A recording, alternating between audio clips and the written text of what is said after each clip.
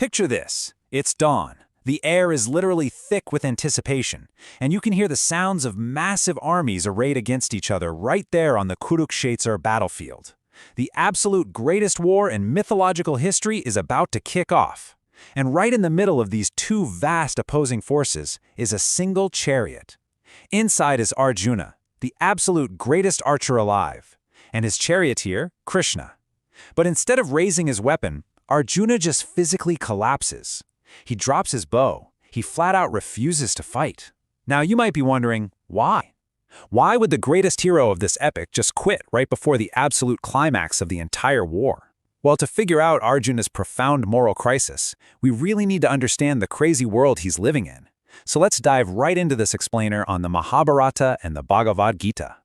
To really grasp the stakes here, we first got to appreciate the sheer massive scale of the Mahabharata. We're talking about an ancient Indian epic that is 10 times longer than the Iliad and the Odyssey combined. It contains pretty much every conceivable human story. Love, betrayal, politics, greed, sacrifice, grace, you name it. In fact, there's an ancient saying that captures it perfectly. Whatever is here is found elsewhere. Whatever's not here is nowhere. It covers the whole shebang of the human condition. And yet, we're starting our analysis today right in the middle of this epic's absolute crisis point. Because Arjuna's breakdown, it isn't just some sudden moment of fear. It is the culmination of decades of deeply complex, messy, and totally compromised morality.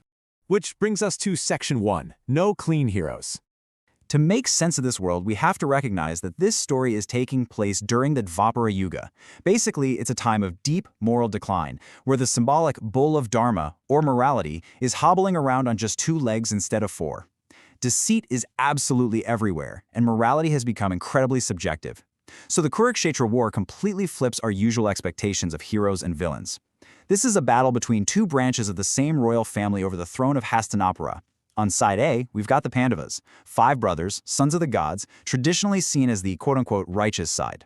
On side B, we have the Kauravas, 100 brothers driven by jealousy and pride, representing the evil side. Good versus evil, right?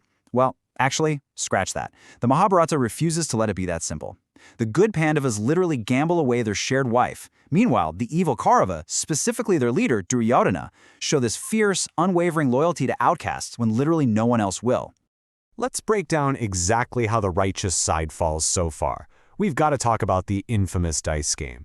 Yudhishthira, the eldest Pandava, is supposed to be the living embodiment of dharma, of righteous duty. And yet, he gets drawn into a dice game set up by the Kauravas. He knows for a fact the game is rigged, but he plays anyway. Step by step, he loses his wealth, his kingdom, his brothers, and then even himself into servitude. And then, the unthinkable. He gambles away their shared wife, Draupadi. She gets dragged out into the open assembly and humiliated by the Kauravas, who actually attempt to disrobe her. And that's only stopped because of Krishna's divine intervention, making her garments literally endless. But honestly, you know what the most shocking part of this whole scene is? The elders of the court just sit there in total silence. Not a single one of them intervenes. And these are supposed to be the heroes of our story. So that leads us right into Section 2, the tragedy of Karna. To really understand this tension between inherited status versus deserved status, we need to meet arguably the most tragic figure in all of world literature. Meet Karna. Now here's the crazy part that nobody knows. Not even Karna himself from most of his life. He's actually the oldest brother of the Pandavas. Yeah, he's the son of the sun god Surya and the Pandavas' mother, Kunti. He was born before her marriage and abandoned in a basket on a river. So he ends up being found and raised by a Sutta, which is a charioteer of low social birth. And because of that label, even though he is an absolute prodigy in martial arts, society completely rejects him. He gets denied entry to the royal tournaments purely because of this assumed low birth. But when everyone else is mocking him and pushing him away, guess who steps up to champion him? Duryodhana, the leader of the evil Kauravas. Duryodhana befriends Karna, straight up grants him a kingdom, and gives him dignity when the righteous world gave him absolutely nothing. And this brings us to a super crucial concept. Dharma. Dharma isn't just some simple set of rules you check off a list. It's this highly complex, completely subjective web of duties, rights, and moral expectations. It basically asks you how you should live and relate to the world around you.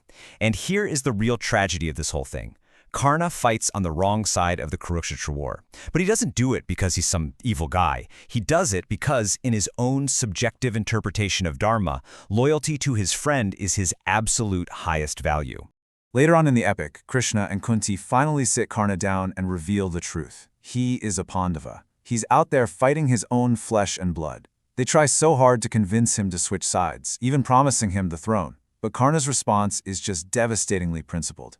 He looks at them and says, "I will not abandon the man who gave me my self-respect." So he stays with Duryodhana, and man, it costs him everything. He dies on the battlefield when his chariot wheel sinks into the mud, and while he's down there, completely defenseless on the ground, trying to lift the wheel out of the earth, Arjuna shoots him, which, by the way, totally breaks the rules of a just war. Karna was arguably a better man than any of the winners, yet he loses everything, completely abandoned by the very powers that once protected him. All right, moving into Section 3, the Bhagavad Gita. So let's bring it back to Arjuna's dilemma.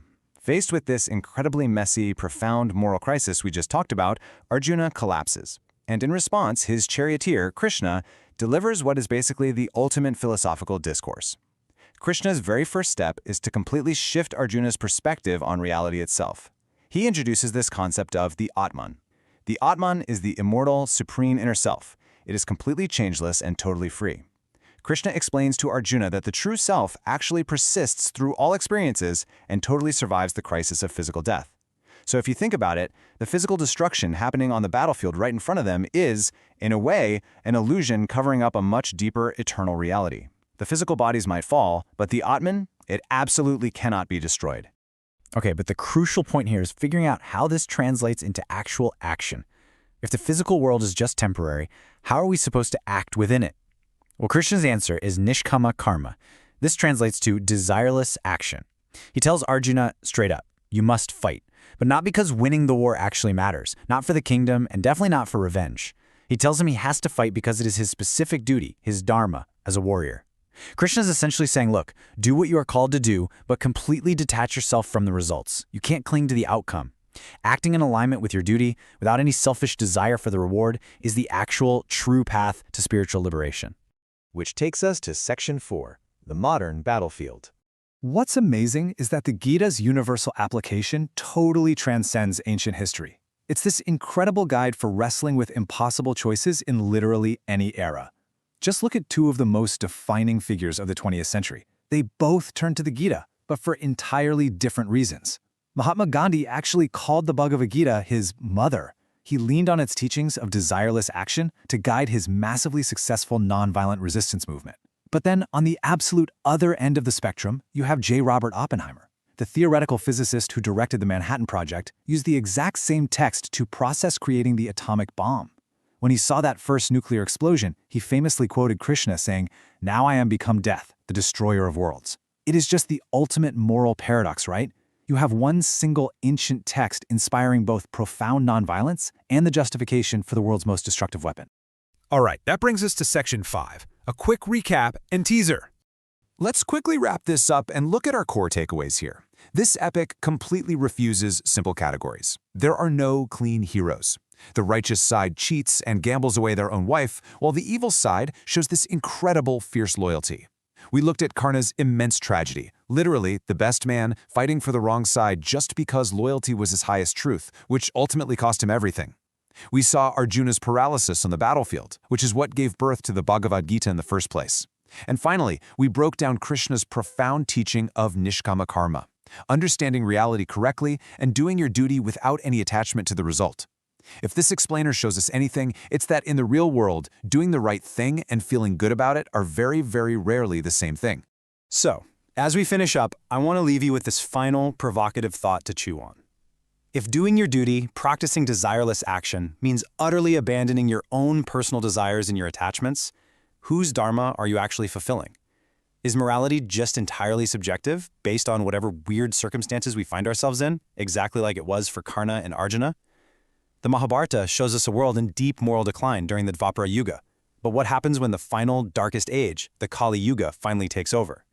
Well, that is a fascinating question we're definitely going to have to explore in our next explainer. Until then, keep questioning and keep learning.